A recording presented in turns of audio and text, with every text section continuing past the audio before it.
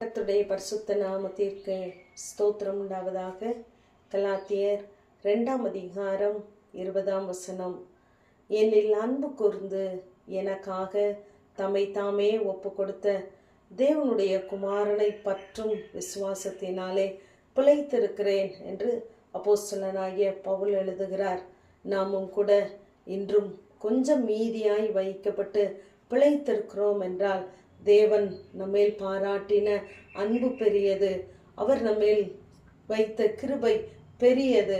ஆகவே நாம் தேவன் பாராட்டுகிற அன்பையும் கிருபையையும் நாம் ஒவ்வொரு நாளும் எண்ணி பார்க்கிறவர்களாய் இருக்க வேண்டும். நாம் தேவன் கொடுத்த கிருபைகளை விருதாவாக்குவோமானால் கிறிஸ்து தம்மையே நமக்காக ஒப்பு கொடுத்தாரே, அது வீணாய் போயிருக்கும், அவருடைய அன்பு வீணாய் போகும் என்று நாம் தொடர்ந்து வாசிக்கிறோம். ஆகவே பிதாவாகிய தேவனுடைய சித்தத்தின்படியே நம்முடைய பாவங்களுக்காக தம்மை தாமே ஒப்பு கொடுத்தார் என்று 1 வாசிக்கிறோம். ஆகவே இத்தனை அன்புள்ள தேவனுடைய அன்பையும் கிருபையையும் நாம் ஒவ்வொரு நாளும் எண்ணி பார்க்கிறவர்களாய் இருக்க வேண்டும். கிறிஸ்து ஒவ்வொருவருக்காகவும் மரணத்தை ருசி பார்த்தார் என்று நாம் வேதத்திலே வாசிக்கிறோம். ஒவ்வொருவர் மேலும் ஒரு தனிப்பட்ட அன்பை தேவன் வைத்திருக்கிறார். ஆகவேதான் தம்மோடு கூட இருந்த சீஷர்களிடத்திலே அவர் எப்படி அன்பு வைத்திருந்தார் என்றால் எல்லாரிடமும் ஒரே போலதான் வைத்திருந்தார். யோவானிடம் எப்படி அன்பு கூர்ந்தாரோ அப்படியே பேதுருவிடம் அன்பு கூர்ந்தார். பேதுருவை எப்படி நேசித்தாரோ அதே போலதான் யூதாசையும் நேசித்தார்.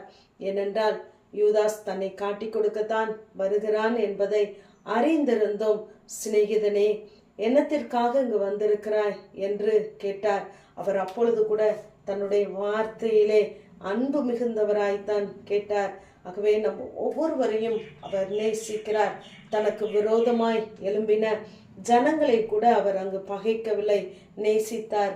அதை லூக்கா 9:51 நாம் பார்ப்போமானால் அங்கு சமாரியாவிலே இயேசு புறக்கணிக்கப்படுகிறார். இதை யாக்கோப்பும் யோவானும் பார்க்கிறார்கள். இந்த சீஷர்கள் கண்டவுடனே ஆண்டவரை பார்த்து, ஆண்டவரே, எலியா செய்தது போல வானத்திலிருந்து அக்கினி இறக்கி இவர்களை அழிக்கும்படி நாங்கள் கட்டளையிட உமக்கு சித்தமா என்று கேட்கிறார்கள். உடனே இயேசு திரும்பி பார்த்து, நீங்கள் இன்ன ஆவியுள்ளவர்கள் என்பதை அறியீர்கள் என்று அங்கு அதட்டுகிறார். அங்கு அவர்களை பகைக்க அவர் விரும்பவில்லை. ஏனென்றால் ஒருவரையும் அவர் இழந்து போக விரும்பாத தேவன். ஆகவே அங்கு அவர்களையும் நேசித்ததினாலே ஒரு ஆத்மா கெட்டு போவது அவருக்கு சித்தமில்லை. ஆகவே இப்படி கேட்ட சீஷர்களை தான் அவர் அங்கு அதட்டுகிறார் என்று சொல்லி பார்க்கிறோம். எல்லார் மேலும் அத்தனை அன்புள்ள தேவனாகவே இருக்கிறார். இந்த அன்பை நாம் எப்படி பார்க்கிறோம் என்றால் 1 யோவான் 3 நாம் வாசித்து பார்க்கும் பொழுது, தேவனுடைய பிள்ளைகள் என்று நாம் அழைக்கப்படுவதனாலே பிதாவானவர் நமக்கு பாராட்டின அன்பு எவ்வளவு பெரிதென்று பாருங்கள் என்று சொல்லி வாசிக்கிறோம். நாம் அந்நியராய் சத்துருக்களாய் தூரமானவர்களாய் இருந்தோம், ஆனால் அவருடைய அன்பினாலே நம்மை சமீபமாக்கி கொண்டார். இந்த அன்பு மிக பெரியது. 16 தம்முடைய ஜீவனை நமக்காக கொடுத்ததினாலே அவருடைய அன்பு நமக்கு கிடைத்திருக்கிறது என்று சொல்லி பார்க்கிறோம்.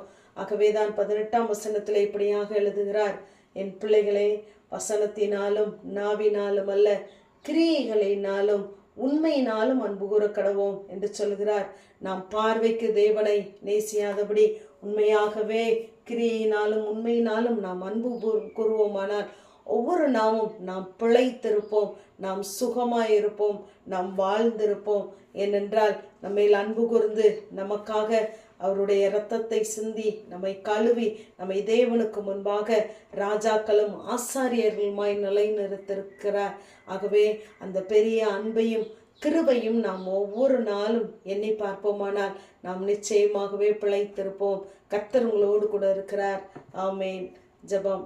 பிதாவாகிய தேவனே, குமாரனாகிய இயேசு கிறிஸ்துவின் நாமத்தின் மூலமாய் உடைய சன்னிதானத்தில் வருகிறேன். உங்கள் இருதயங்களை தேவனை பற்றிய அன்புக்கு நேராய் நடத்துவாராக என்ற வேத வார்த்தையின்படி கர்த்தாவே, எங்கள் இருதயங்களை, எண்ணங்களை, சிந்தைகளை ஒவ்வொரு நாளும் உடைய அன்புக்கு நேராய் நீர் எங்களை நடத்தும்படியாய் உடைய கரத்திலே தந்து ஜெபிக்கிறோம். இயேசுவின் மூலம் ஜெபங்கேளும் எங்கள் ஜீவனுள்ள நல்ல பிதாவே. ஆமேன்.